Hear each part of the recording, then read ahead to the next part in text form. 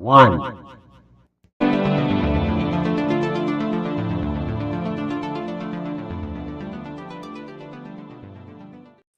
Hello and happy Sunday. We are close enough now that it is time to start talking NFL divisions and previewing division by division. Today, I'm going to start with the NFC West. And this is a banger division that has three great teams and a fourth team.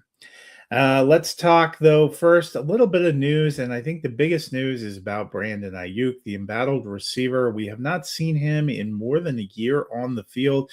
A completely lost 2025, only played sparingly in 2024 before getting injured. And I think the big question has been what is going to happen. A lot of people thought that he was maybe going to get traded to the Commanders, but he has had a series of wild videos. Kind of puts that potential in a little bit of doubt. And we will see a little bit of how it all shakes out. But right now, he said he's not planning to petition to be reinstated, which means the 49ers can leave him on the left football list and they can keep him under contract, but not have to pay him or count him against the roster, which means it could be another lost season. And I think if you're rostering Brandon Ayuk in fantasy, this is where it gets a little dicey. If you have a much more compelling option who's likely to play for you, I think it's okay to set him free. Now, if you're trying to decide whether to keep him or a fourth or fifth round rookie pick, I might still hold on to Ayuk because you never know, things can evolve quickly. And he is a guy that when he has played in the past, we've seen that top 24 wide receiver potential, but not an encouraging sign if you roster Brandon Ayuk in fantasy. So here we are. Let's turn to the preview. And as I mentioned, it's time for the NFC West. We're going to go top to bottom, how they finished last year. And that means starting with the Seattle Seahawks. The Seahawks were first in the NFC West last year. And in case you weren't aware, they won the Super Bowl. They finished 14-3. Among their key losses, Kenneth Walker, the running back, went to Kansas City. Boye Mafe, the edge, and Tarek Woolen, corner. They added Jadarian Price, pictured here, running back in the draft. They added Emmanuel Wilson, a running back from the Green Bay Packers, Harrison Bryant, a journeyman tight end, Dante Fowler Jr. at edge, and drafted safety Bud Clark. Fantasy finishes: Sam Darnold was quarterback 13. Zach Charbonnet, who tore his ACL in January in the playoffs, was running back 24. Jackson Smith and Jigba, wide receiver 2. Rashid Shaheed, who re-signed this offseason, was wide receiver 39 after coming over from the Saints. Cooper Kupp, the journeyman, wide receiver 53, and A.J. Barner, tight end 14. So how are we feeling about the Seahawks? Well, they were a surprise first place finisher last year, parlayed that all the way to the Super Bowl, and really clocked the Patriots in the Super Bowl. And not a whole lot has changed. They need Price to develop at running back. A lot of questions about when Charbonnet is going to be back, but they locked up that passing game. I still like Elijah Arroyo as a tight end prospect, but it seemed like A.J. Barner has taken hold of that job, was only taken one draft class ahead, and has good chemistry with Sam Darnold. To me, he is a top-end tight end 2, a guy I like to have in my tight end rotations. JSN, probably the most reliable fantasy asset on this roster. You know, he brings quite a bit, was an exceptional and dynamic wide receiver. I think we could see Rashid Shaheed take a little bit of a step up this year, maybe into high-end wide receiver 3 range. I'm not going crazy, but I do like that option. I think Price could end up as a low-end running back 2. Charbonnet, probably a guy that I'm fading for fantasy this year because we don't know how long it's going to take for him to get back and to work himself in shape. And we've seen running backs, it's really year 2 after your ACL that you kind of hit your stride. Sam Darnold, kind of the consummate quarterback 2. I think this is still a playoff team. I don't predict them winning the NFC West again, but that also wouldn't shock me. Number 2 team that was right on their heels all season was the Los Angeles Rams. They finished in second in the NFC West and in second in the NFC, losing in the NFC Championship game to the Seahawks.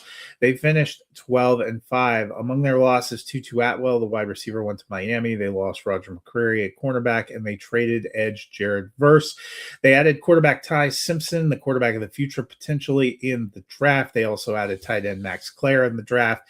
They traded for Trent McDuffie, the top corner from Kansas City, and they traded for Myles Garrett, pictured here, from the Cleveland Browns. Fantasy finishes last year, Matthew Stafford was QB3, 1 NFL MVP, Kyron Williams, running back 9, Puka Nacua, wide receiver 1, Devontae Adams, wide receiver 9 in his first year with the Rams. Look, the Rams are a great team. I think all 4 of those guys I mentioned are guys you want to roster in fantasy. I also wouldn't mind rostering Blake Corum. He is a good fill-in running back. If something was to happen to Williams, I think he could vault up a little bit. Tight end is messy. Long-term dynasty prospects, maybe Max Clare, Terrence Ferguson guys you're rostering. This year, playable rotation guys, if they were a tight end 2 or 3 on my roster, maybe Colby Parkinson, maybe Tyler Higbee. There's just too many players and not enough of a focus. But Puka Nacua, if you have him, you're locking him up. Devontae Adams, I don't know if he finishes top 12 again. He did a lot of that with touchdown production, but I think he is still a solid wide receiver 2 option. Although, given his age and where we are, if he was my wide receiver 3 on my team, I'd feel a little better, but I think you can get some solid wide receiver 2 action there. Matthew Stafford, at least for this year, again, I think is locked in as a top 12 option. Ty Simpson, if Stafford is a guy you roster, Simpson would be a great guy to have waiting in the wings. Or if you're okay at quarterback now, but you're hoping in a couple of years you're going to need some replacements, Simpson, another guy I would roster in that situation. I think the Rams are built to win now. Also talking about having Aaron Donald come out of retirement to come back and play for them. I think they will win the West, and I think they are a Super Bowl favorite. The third place team in the NFC West from last year was the San Francisco 49ers. They finished 3rd in the West. They lost in the divisional round to the Seahawks. They were 12-5 last season. Among their key losses, Brian Robinson Jr., top backup running back, left and went to Atlanta. Jawan Jennings, a wide receiver, signed with the Vikings. Kendrick Bourne, wide receiver, signed with the Arizona Cardinals, and they lost left tackle Spencer Burford. In their additions, they brought in Dazon Stribling in the draft at wide receiver and Kalon Black at running back. They added veteran Christian Kirk in the offseason. They brought back veteran linebacker Dre Greenlaw, and their big addition was veteran wide receiver Mike Evans, who comes over from the Tampa Bay Buccaneers. Fantasy finishes, Brock Purdy was quarterback 24 last year. Christian McCaffrey, who stayed healthy and had a career high in touches, finished as running back 2. Ricky Pearsall, another underwhelming season, struggled to stay on the field, only 9 games, finished as wide receiver 78. And George Kittle was tight end 11, also ended the season with a bit of an injury. And injuries and injury risk are always kind of baked in for the 49ers. Brock Purdy only started 9 games last year, still finished as quarterback 24, but only 9 games, was 7-2 in those games that he started. I still like Brock Purdy as a QB2 with some QB1 upside.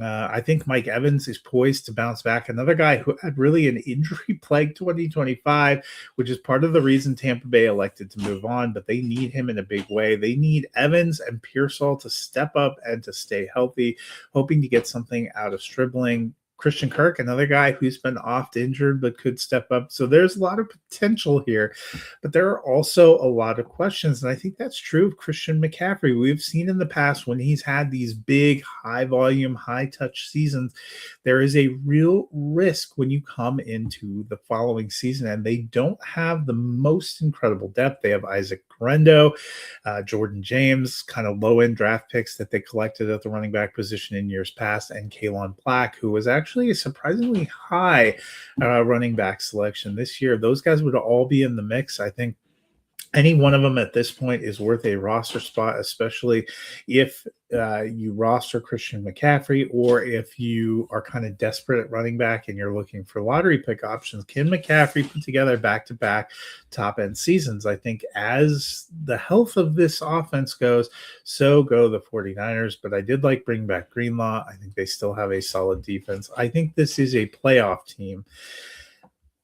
Would it shock me if they were able to jump up and challenge for first place or be second place in the division? No, but I still think they're probably more likely a third place finisher. But 3 teams went to the playoffs from this division last year, and all 3 of them ended up in the Final Four in the NFC, and it wouldn't shock me to see that happen again. Which brings us to the Arizona Cardinals. The Arizona Cardinals transitioned to Mike LaFleur as their head coach. He was with the Rams working on offense the past few years. They were dreadful last year, fourth in the NFC West, only 3-14. Among their losses, quarterback Kyler Murray went to the Minnesota Vikings. They lost journeyman running backs Samari DiMarcado and Michael Carter. Greg Dortch, the journeyman receiver, went to the Detroit Lions, and Calais Campbell, the edge, moved on as well. They brought in Gardner Minshew and Carson Beck at quarterback to add to the mix with Jacoby Brissett. Minshew, a veteran free agent. Beck they grabbed in the draft. They brought in veteran Tyler Algier at running back to join the mix, and then spent the number 3 overall pick on Notre Dame's Jeremiah Love, pictured here. They added veteran receivers Kendrick Bourne and Devin Duvernay. Fantasy finishes last year. Jacoby Brissett played most of the season, finished as QB 16, and has been dubbed the starter for this season, although he is in a bit of a contract dispute and holding out.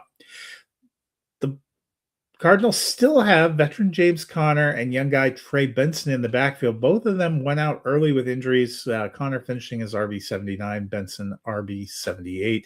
At wide receiver, Marvin Harrison Jr., the highly touted draft pick from a couple years ago, finished as wide receiver 49. But Michael Wilson really stepping up, having chemistry with Jacoby Brissett, finished as a surprising wide receiver 10. And then they have all-world tight end Trey McBride, who finished as tight end 1.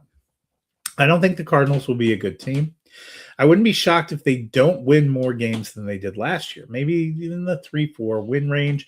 It is hard to tell. They are going to be a work in progress. They're still turning things over. A big question actually ends up being what happens with Jacoby Brissett, because he looked good with this offense, although the offense is changing, but he is a veteran presence. They do have Minshew, who could be a bridge starter at the beginning of the season. Carson Beck, a third-round pick, maybe has some upside. I do think at some point we see him start the season because they're going to want to know what they have.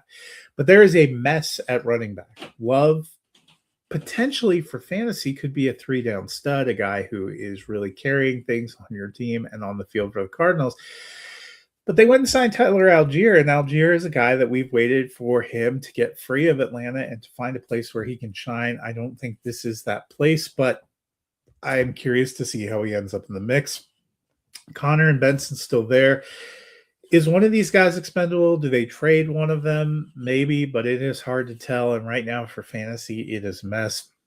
You're definitely rostering Love and Algier. I wouldn't blame you if you were out on Benson and Conner, kind of a toss-up. I think he is probably the most likely to be an attractive bridge trade target for a team that feels like they can contend, that has real hole or need in the backfield.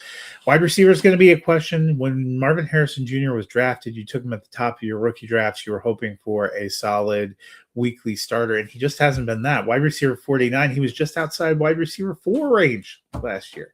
I think he can be better than that. You have to hope he can get up to at least wide receiver 3 consistency. Michael Wilson, I don't know that he finishes in wide receiver 1 range again, but he had good chemistry with Brissett. If that can continue, I think he has some solid wide receiver 2 potential and might actually be the receiver you'd rather have on this team, especially when you consider draft capital and draft position. But either way, you want Trey Benson, one of the best tight ends in the league. So that is a look at the NFC West. I will be back next week talking about the AFC West, which is another division that has 3 good teams and a team that's trying to rebuild and build a new identity. But could their number 4 team be a little friskier in the AFC West than in the NFC West? That is one of the things I will consider when I am back next week. Until then, hope you guys have a wonderful Sunday.